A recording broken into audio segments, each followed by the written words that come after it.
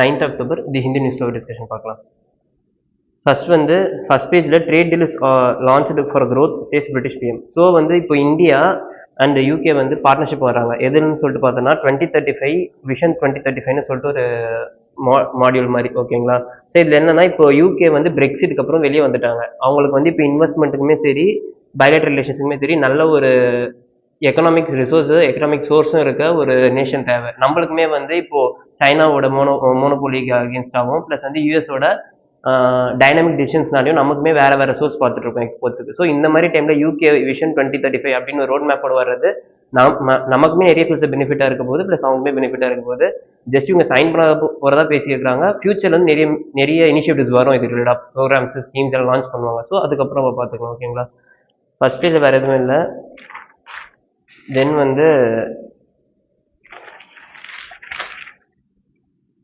8th பேஜில் பார்த்தோன்னா fire crackers unit again ஒரு ஆக்சிடென்ட் நடந்திருக்குன்னு சொல்கிறாங்க. ஸோ எம்சி மெஹ்தான்னு சொல்லிட்டு ஒரு சுப்ரீம் கோர்ட் ஜட்மெண்ட்டில் அப்சல்யூட் லயபிலிட்டின்னு சொல்லியிருப்பாங்க. ஸோ இந்த மாதிரி ஃபயர் இன்சிடென்ட்ஸ்லாம் நடக்குதுல்ல, ஏதோ ஒரு இண்டஸ்ட்ரீஸ்லேயே ஏதோ எந்த கம்பெனி அதை நடத்துகிறாங்களோ அவங்க அந்த கம்பெனி லயபிலிட்டி எடுக்கணும்னு சொல்லியிருக்காங்க. பட் ஸ்டில் அதுக்கான ப்ராப்பரான எஃபெக்டிவ் இம்ப்ளிமெண்டேஷன் மெஷர் மாதிரி கவர்னன்ஸ் ரிலேட்டட் எந்த ஒரு மெஷர்ஸுமே இல்லை. ஓகேங்களா? ஸோ அவ்வளோதான் 8th. நெக்ஸ்ட் எடிட்டோரியல் பேஜ் போயிடலாம். எடிட்டோரியலில் first vote of confidence. So election commission of India Bihar election நடத்தியிருக்காங்க. ஓகேங்களா? இதில் சீஃப் எலெக்ஷன் கமிஷனர் இருக்காரு, அவர் பேர் ஜான்ஷ்குமார் என்ன சொல்லியிருக்காருன்னா மதர் ஆஃப் ஆல் எலெக்ஷன்ஸ் அப்படின்னு சொல்லியிருக்காங்க. ஏன்னா இந்த டைமில் நிறைய இனிஷியேட்டிவ்ஸ் எடுத்திருக்காங்க. ஃபார் எக்ஸாம்பிள் அந்த ஓட்டர் ஸ்ட்ரகிள் இருக்கக்கூடாது, பீஸ்ஃபுல்லாக ஓட் பண்ணணும் அப்படின்னு சொல்லிட்டு பூத் போலிங் நம்பர்ஸ் கம்மி பண்ணியிருக்காங்க. ப்ளஸ் நிறைய பூத் எஸ்டாப்ளிஷ் பண்ணியிருக்காங்க. ஸோ இது சக்ஸஸ்ஃபுல்லாக முடிஞ்சிச்சுன்னா இதே மாதிரி எலெக்ஷன்ஸ் தான் இன்னும் மற்ற ஸ்டேட்ஸ்லையுமே எஃபிஷியண்டாக பண்ண முடியும் அப்படின்ற விஷயத்த இதில் டிஸ்கஸ் பண்ணியிருக்காங்க. ப்ளஸ் அங்கே பொலிட்டிக்கல் டைனாமிக்ஸ், அவங்க பொலிட்டிக்கல் பார்ட்டிஸ் அவங்களோட டிசிஷன்ஸு அந்த இருக்க பாலிடிக்ஸ் அதெல்லாம் நமக்கு தேவையில்லை. அதுதான் செகண்ட் பேராகிராஃப் ஃபுல்லாக இருக்குது. ஃபர்ஸ்ட் என்ன சொல்லியிருக்காங்கன்னா இது எஃபெக்டிவாக நடந்துச்சுன்னா ஒன் ஆஃப் தி பெஸ்ட் எக்ஸாம்பிளாக இருக்கும் இந்தியன் எலெக்ஷன்ஸ் ஃபர்தராக மூவ் பண்ணுறதுக்கு அப்படின்னு சொல்லியிருக்காங்க. ஓகேங்களா? Next infinite boxes. ஸோ கெமிஸ்ட்ரிக்கு நோபல் பிரைஸ் கொடுத்துருக்காங்க. எதுக்குன்னு பார்த்தோம்னா போரஸ் கிறிஸ்டலின் ஸ்ட்ரக்சர் மாதிரி ஒன்று பில்ட் பண்ணியிருக்காங்க. இனிஷியலாக அது போரஸாக இருந்துச்சு. அதுக்கப்புறம் ஏன் ஒரு ஸ்ட்ரக்சர் எப்பவுமே எஸ்டாப்ளிஷ்டாக இருக்கணும், நம்ம புதுசாக கிரியேட் பண்ண என்ன ஆகும் அப்படின்னு சொல்லிட்டு எடுத்த இனிஷியேட்டிவ் தான் ஒரு மாலிகுலர் ஸ்ட்ரக்சர் வச்சு இவங்க புதுசாக ஒரு கிரியேட் பண்ணியிருக்காங்க மெட்டல்ஸ் வச்சு. ஸோ அதனால என்னன்னா அது சாஃப்டாகவும் இருக்குது ப்ளஸ் அதிக கெப்பாசிட்டி ஹோல்ட் பண்ணுற மாதிரி இருக்குது அப்படின்னு சொல்கிறாங்க. இது ரொம்ப ஃபர்தராக டீட்டெயில்ஸ் தேவையில்லை. ஒரு டைம் அந்த என்ன டிஸ்கவரின்றத ஒரு தனியாக ஒரு வீடியோ மாதிரி வேணால் பார்த்துக்கலாம். ஓகேங்களா?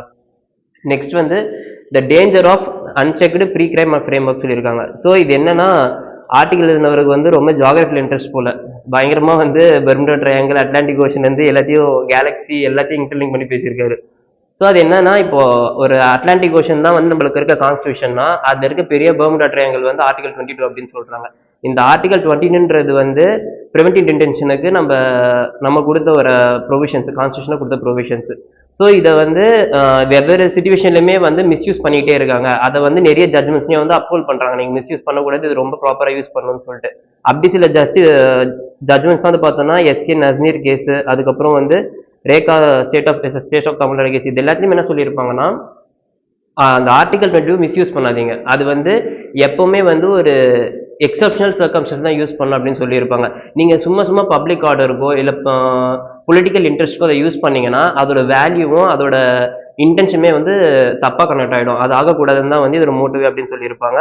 ப்ளஸ் இவங்க கோல்டன் ட்ரையாங்கிள்னு சொல்கிறாரு. கோல்டன் ட்ரையாங்கிள் ஆர்டிகல் 14, 19 and 21 இந்த 3 சொல்கிறாங்க.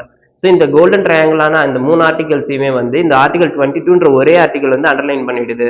ஸோ அது வேண்டாம். அந்த ஆர்டிகல் ரொம்ப எந்த அளவு எஃபிஷியண்டாக யூஸ் பண்ணுறோமோ அந்த அளவு நம்மளுக்கு ப்ராப்பராக பெனிஃபிட்ஸ் இருக்கும் அப்படின்னு சொல்கிறாங்க.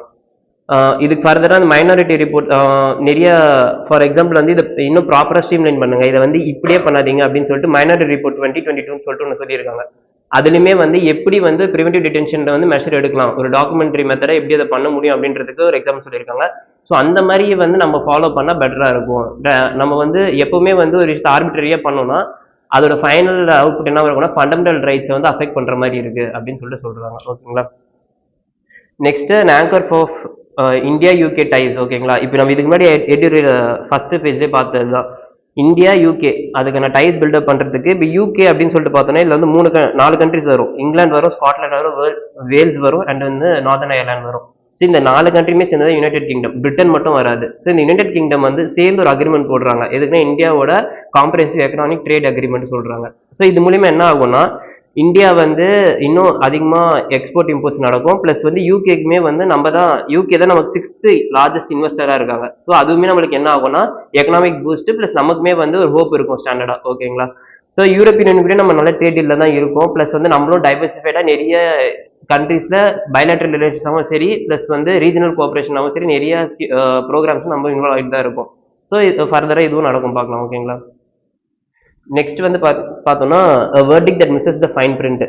ஸோ இப்போ சுப்ரீம் கோர்ட் வந்து ரீசெண்டாக என்ன சொல்லியிருக்காங்கன்னா வந்து இதுக்கு முன்னாடி என்விரான்மெண்ட் கிளியரன்ஸ் வாங்காத எந்த ஒரு ப்ராஜெக்ட்டுமே இப்போ ரிமூவ் பண்ணிடணும் அப்படின்ற மாதிரி ஒரு ஜட்மெண்ட் கொடுத்துருக்காங்க. ஸோ இது எந்த அளவு ரேஷனலாக இருக்கும் அப்படின்னு சொல்லிட்டு ஃபர்ஸ்ட் சொல்றாங்க. இவங்க ஃபர்ஸ்ட் என்ன பாயிண்ட் சொல்றாங்கன்னா இந்த ஜட்மெண்ட் வந்து 2013 நேஷனல் கிரீன் ட்ரிபியூனல் இருக்குல்ல அவங்க இருக்க சதர்ன் ரீஜன்ல இருக்க ட்ரிபியூனல் கொடுத்த வெர்டிக் தான் இது. பட் ஆனால் அதை வந்து நீங்கள் ஒரு 10 இயர்ஸ் 15 இயர்ஸ் டிலேடாக போட்டிருக்கீங்க.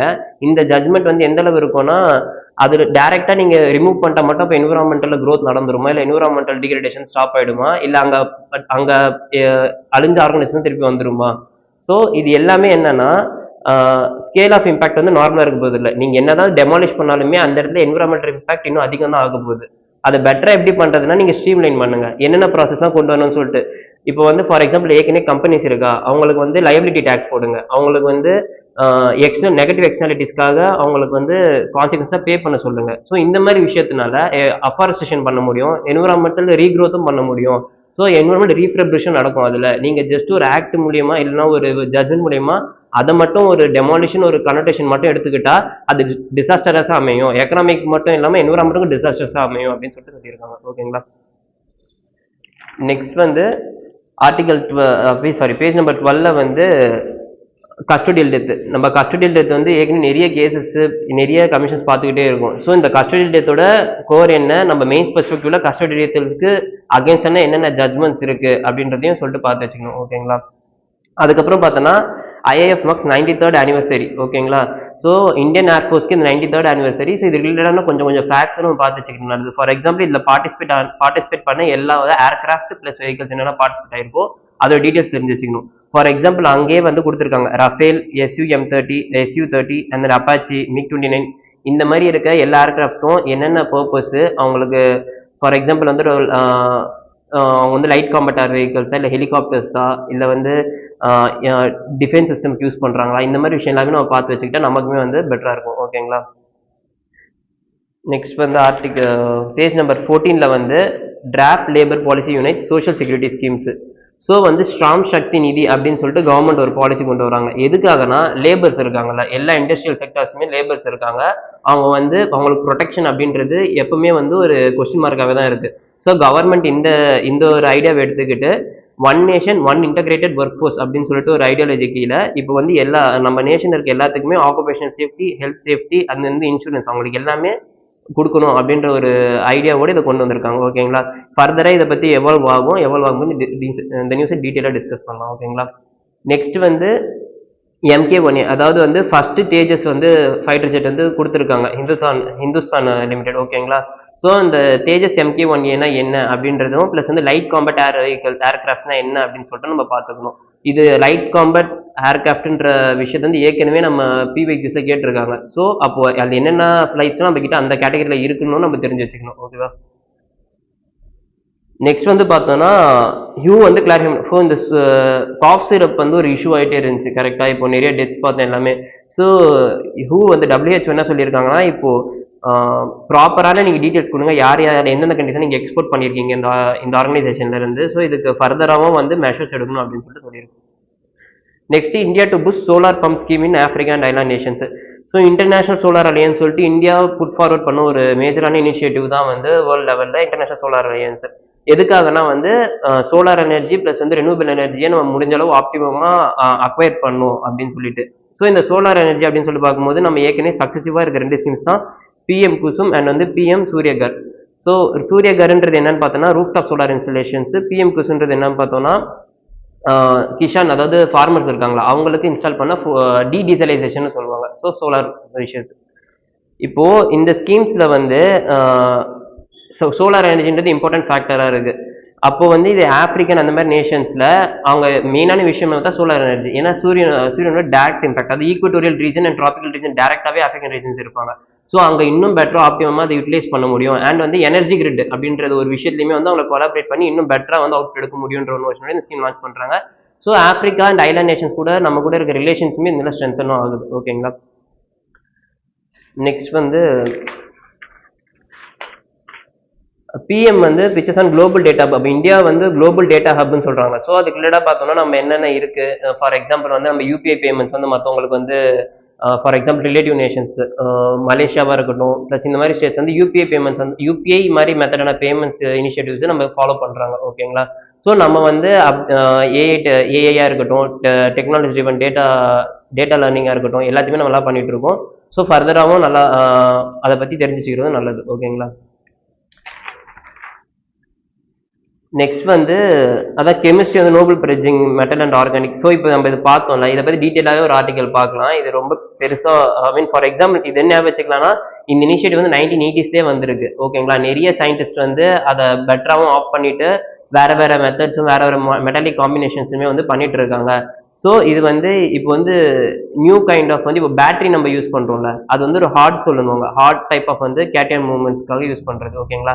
இதுவே வந்து இன்னும் அதிக கெப்பாசிட்டியோட ஸ்டோரேஜ் பண்றதுக்கும் இல்ல ஃபர்தரா வந்து ஒரு மெட்டீரியல் ஹோல்ட் பண்றதுக்குமே யூஸ் பண்ண போறது இந்த மெட்டாலிக் அண்ட் ஆர்கானிக் லிங்கேஜ். ஓகேங்களா. ஸோ இது வந்து எந்த அளவு இருக்கும் அப்படின்னு சொல்லிட்டு ஒரு டீட்டெயில் ஒரு ஆர்டிகல் பார்ப்போம் இதை பத்தி. ஸோ ஃபர்தரா வந்து இன்டர்நேஷனல் பெருசா நியூஸ் எதுவும் இல்லை.